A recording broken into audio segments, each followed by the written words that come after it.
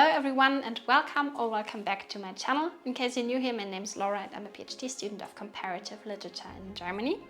And today I have a festival vlog of you, but not any festival, the Gothic Literature Festival, held for the third time this year in beautiful village of Bacharach in Germany in the Rhine Valley. We celebrate all things Gothic literature at that festival, starting with the early works in the 18th and 19th century, but also until these days, modern authors are writing modern Gothic novels, stories, poetry, everything dark, everything atmospheric that blends into this sphere. And this year I was lucky enough to co-organize the festival together with the founder Hans-Lothar Huhn, who I interviewed 2 years ago.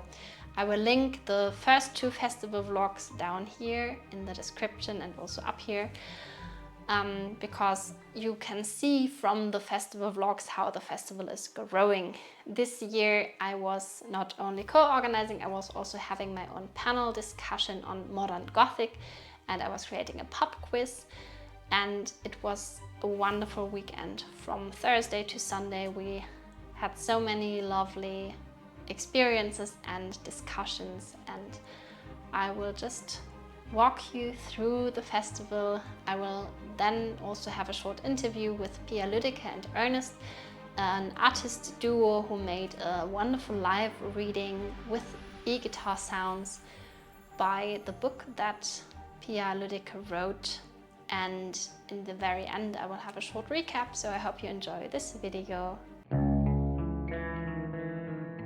We started on Thursday evening with a very intimate pub quiz, around 10 people, just answering questions about classic Gothic literature, and I prepared all of it and it was really nice and everyone got to know each other. And on Friday we had a podium discussion or panel discussion.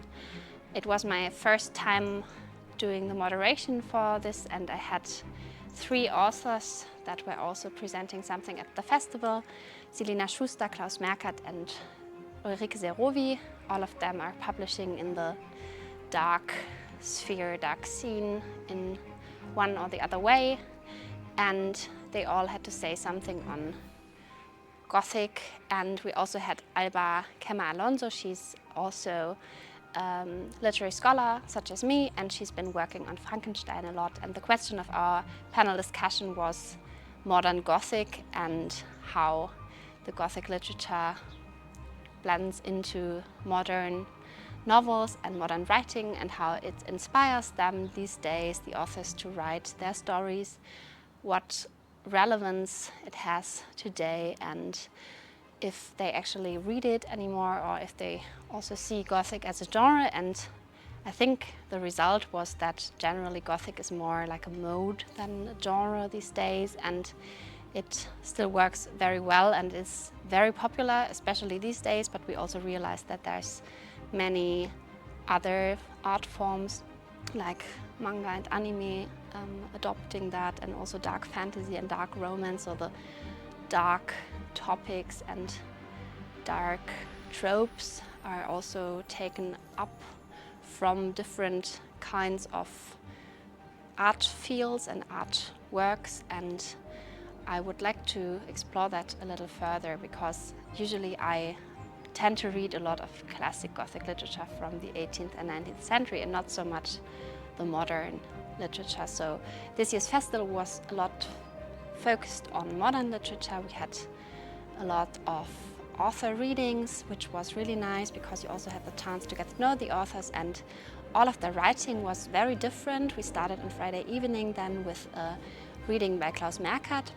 He is a part of the dark scene in Germany since the 80s, so when Gothic was coming up he was already part of it, and he was also the founder of a very important club here called Zwischenfall in Bochum in the Ruhrgebiet, and he also writes lots of short stories especially, and that was really interesting to hear because he has a very dark humor that's very much on point, and I felt like his writing is very honest, which is really nice.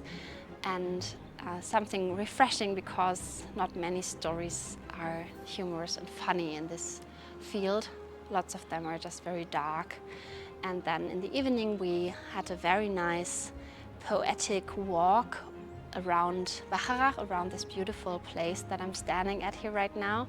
And we were just walking through the vineyards and just exploring the beautiful atmosphere.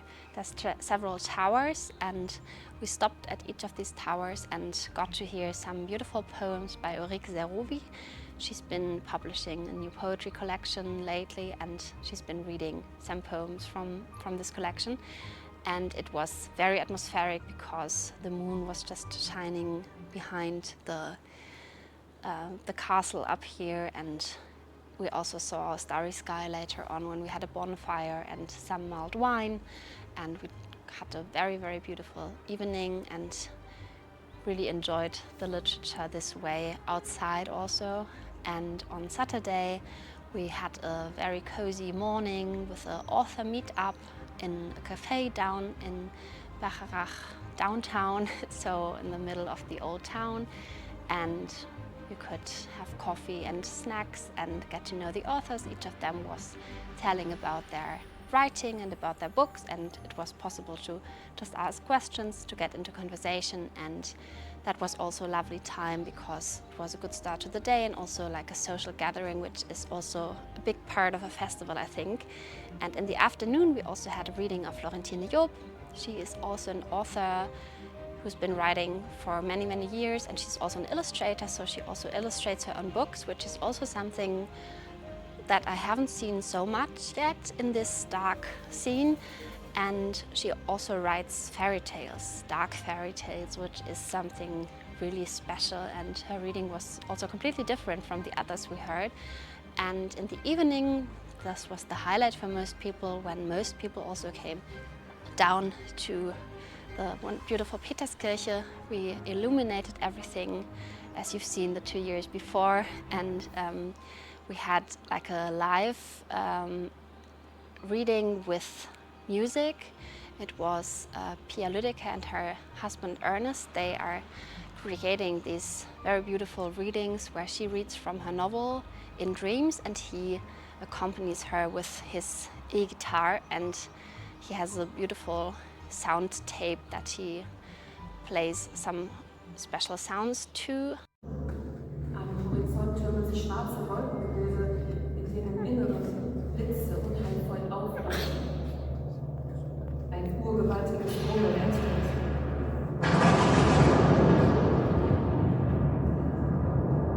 Die Welt geht unter.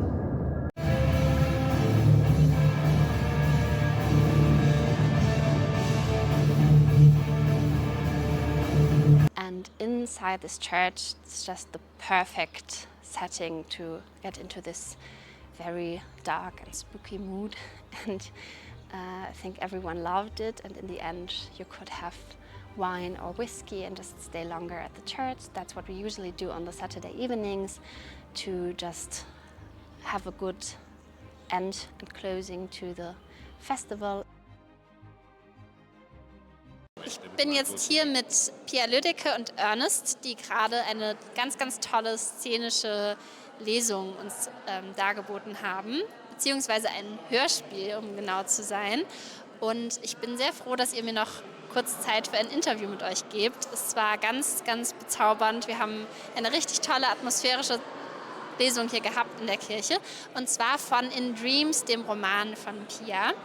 Und ich wollte dich noch kurz fragen, was war so deine Hauptinspiration? Du hast mir heute Morgen schon erzählt, dass es tatsächlich auch ein Traum war, der dir quasi erschienen ist. Ja.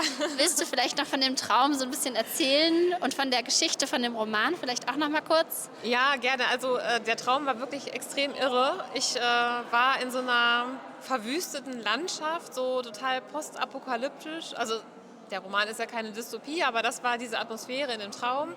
Und es gab eine Bedrohung, die wirklich überirdisch war. Und dann bin ich in dem Traum so rum und habe irgendwie gegen diese Bedrohung gekämpft. Und ich wurde aber von den bösen Scheinwerfern von oben nicht gesehen. Und dann, also das klingt jetzt total abgefahren.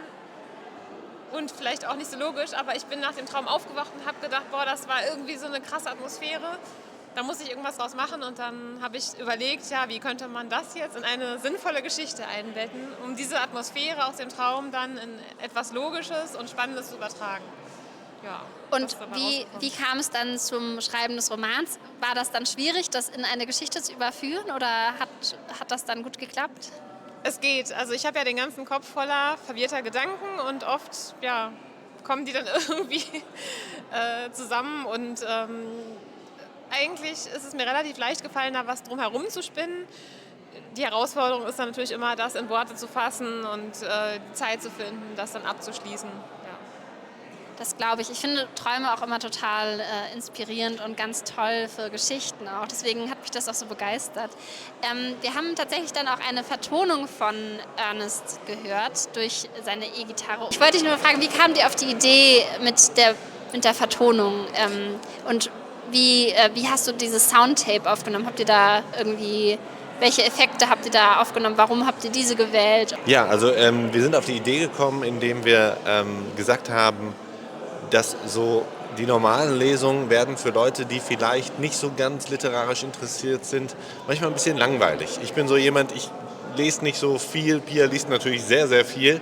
Und wenn man dann zu so Lesungen mitkommt, dann ist das für den, der mitgenommen wird, manchmal so ein bisschen langweilig. Und dann habe ich gedacht, da muss irgendwie eine Abwechslung rein. Und dann habe ich zu Pia gesagt, lass uns das doch zu so einem Happening machen und lasst uns doch da Musik zu machen. Dann haben nämlich die Leute zwischendurch auch mal so ein bisschen die Zeit, so ein bisschen runterzukommen und einfach aber auch in die Atmosphäre einzutauchen. Und da haben wir natürlich dann geguckt, was kann man machen. Ich kann natürlich da mich nicht hinsetzen und die ganze Zeit irgendwie schredden, sondern dann muss das Ganze schon irgendwie auch so eine Atmosphäre aufnehmen. Und dann arbeite ich natürlich viel mit Synthesizern. Da gibt es natürlich ganz tolle Programme auf dem Computer, die man da benutzen kann. Und ich spiele das dann zu Hause ein. Ich habe dann so meinen kleinen Computer und dann habe ich meine Interfaces und dann spiele ich Bass, Gitarre und auch Schlagzeug ein. Schlagzeug spiele ich natürlich noch ein bisschen anders ein. Ich programmiere es nicht ganz, es ist ein bisschen komplizierter, aber im Grunde mache ich das alles selbst. Und dann gebe ich das Pia oder zeige das Pia. Und wenn das dann das Seal of Approval gekriegt hat, dann darf ich das spielen. Und wenn dann gesagt wird, ja, also da müssen wir noch mal dran, das finde ich jetzt viel zu... Meistens ist es ist nicht düster genug, es muss meistens düsterer sein. Also ich bin sehr viel in D-Moll unterwegs, also die klassische Düsterkeitstonart. Und da ist es immer dann, sie ist der Benchmark, der dann sagt, ja komm, dann mach noch mal ein bisschen böser und ein bisschen düsterer. Und so machen wir das dann. Und die Sounds sind einfach so, ich habe früher als Kind immer ganz viel Hörspiele gehört. Und ich finde das einfach super cool, wenn man so die Augen schließen kann und sich so in der Geschichte so verlieren kann. Und gerade bei Fantasy finde ich, es heißt ja Fantasy, weil man dann ja auch den Kopf so ein bisschen rausbringen kann. Und das wird dann so unterstützt, mal hier durch ein paar Vögelchen oder durch irgendwie so Geräusche, die so ein bisschen was Bedrohliches haben, wie unter so einer Käseglocke, so was Dumpfes. Und gerade zum Ende des Hörspiels kommt das immer sehr gut rüber, da wird es ja etwas bedrohlicher. Und da haben wir dann auch zusammen, glaube ich, die richtigen Sounds gefunden, um das Ganze dann noch so ein bisschen cineastischer werden zu lassen. Ausprobiert. Ja, da haben wir auch viel ausprobiert. Und manche Sachen sind auch wirklich, die probiert man aus, dann macht man die zweimal und dann denkt man sich, das ist es nicht. Das glaube ich, erfordert ja auch einfach wirklich viel Ausprobieren mit Sicherheit. Und ich kann mir vorstellen, dass auch die düsteren Klänge dann einfach ganz notwendig sind. Wir sind ja jetzt hier beim Gothic Literature Festival und ich wollte euch auch noch mal fragen, lest ihr auch Gothic Literature und inspiriert euch das irgendwie auch? Lest ihr irgendwie so klassische Schauerliteratur, sowas wie Frankenstein oder Dracula oder eher modernere Texte? Und wenn ja, was? Das würde mich noch sehr interessieren. Im Zuge meines Anglistikstudiums habe ich ja auch die ganze Schauerliteratur durchgelesen. Und also ich meine, die alten Texte sind natürlich auch immer so ein bisschen anspruchsvoller, aber trotzdem finde ich das super interessant, auch zu sehen, was dann auch wieder, wie das Ganze aufgenommen wird, was dann spätere Autoren und Autorinnen daraus gemacht haben, wie sich das dann wiederfindet in aktuellen Filmen, Serien, Romanen. Und ich muss sagen, ich lese auch wirklich ganz gerne von irgendwelchen amerikanischen oder englischen Autorinnen so ein bisschen, so Gothic Novels, also so ein bisschen Romantasy ist das dann vielleicht auch. So ist Vielleicht, Geschichte mit genau. drin, aber sehr düster und sehr spannend. Und da gibt es wirklich auch ganz gute Sachen. Das wird ja immer so ein bisschen belächelt, aber ich habe da schon sehr viele gute Sachen entdeckt. Ich kann jetzt, glaube ich, gar kein Beispiel nennen, weil ich lese das dann und verschlinge das dann, aber ich bin jetzt nicht so ein Fangirl, dass ich dann von der Autorin dann alles kaufe. Aber Okay, spannend. Und Ernest, liest du sowas auch oder liest du im Allgemeinen oder ist das eher Pias Aufgabe? Also Pia ist bei uns die große Leserin. Ich bin so der Musiknerd. Ich weiß, wer wann wo mit wem auch nur bei irgendeinem Album gespielt hat. Aber ich mag gerne so Prog-Metal, so Zeug. Und das werden ja auch oft Geschichten erzählt. Also dass man so ein Konzeptalbum hat. Und deswegen ist es auch so, dass wenn wir hier solche Sachen spielen, da sind so Melodien drin, die finden sich dann am Ende auch immer mal wieder. Und das ist so rekurrierende Motive. Aber ich mag tatsächlich gruselige Sachen gerne. Also ich mag tatsächlich Vampire. Ich bin ein großer Vampir-Fan. Das ist so. Und wenn wir jetzt so Frankenstein oder so, das ist halt auch was, da kommt man ja nicht dran vorbei. Aber ich bin ein großer Christopher Lee-Fan, also die klassischen Sachen oder auch Tanz der Vampire und sowas. Weil das ist ja auch so ein klassischer Film, der einfach gut ist. Aber wie gesagt, so wo die Vampire noch diese Gentlemen sind, das ist so ein bisschen so das finde ich richtig gut. Also das ist so der Punkt. Ja, das kann ich gut verstehen, das finde ich auch. Also gerade Tanz der Vampire ist wirklich ein toller Film auch. Er ist auch einfach immer wieder lustig. Da kann man Total. es ist immer wieder irgendwas dabei, auch wenn man jetzt Roman Polanski sei es wie es sei. Aber der Film ist einfach, da sind so Szenen drin, da kann man einfach nicht anders. Ja, super. Vielen lieben Dank euch. Das war nochmal spannend zu hören. Und dann auch vielen Dank, dass ihr hier wart. Ja, vielen Dank dir. Und wir hören und lesen bestimmt noch weiteres von euch in Zukunft. hoffentlich. Today, Sunday morning, luckily we have a little bit of sunshine and the vineyards look so beautiful in the sunshine. That's really great, and I am very curious to see what else this festival will bring. I was really lucky that this year 3 guests actually arrived because they saw last year's video that I made on this channel, and they got curious and they decided they wanted to give this festival a chance and explore it, and they are also fans of Gothic literature, which makes me really happy. So this is already to say, if you see this video and you get curious and you consider coming next year, I will publish all the information, especially on my Instagram account, but probably also post here on YouTube. So I will keep you updated if you're interested in coming round to beautiful Bacharach in the Rhine Valley in Germany, probably in the end of October, but I will let you know many things more. We are also planning to have an English reading probably next year. That would be great, but I will, as I said, keep you updated. But generally it's just a wonderful place to come to if you're into romanticism, into learning about the Rhine Valley, also knowing that so many very famous authors traveled through this valley. You can just imagine them crossing down here along the Rhine and walking through these vineyards and just being inspired by the landscape and also the atmosphere. For example, Mary Shelley and Lord Byron and Victor Hugo. Also William Turner was traveling here several times, and he came here first as a young man and was so astonished by the landscape that he had to draw everything down, and there's so many sketches and pictures from him that just depict this beautiful place. Especially Bacharach is a place that is often pointed out by the authors as being one of the most beautiful towns in all of the Rhine Valley, and especially the Mittelrheintal where we are right now. And I think it makes sense because it is really one of the most beautiful places you could go to, especially with behind me the Peterskirche on one side and the Werner Kapelle on the others, which are 2 very iconic Gothic buildings. So this is my end to the festival vlog. I hope you enjoyed it. And I would love to hear about your comments. What would you like to explore in the Gothic Literature Festival? What are you interested in? What did you like to see in this vlog? And whatever else you're thinking. Thanks for watching, and I will see you in my next video. Bye bye.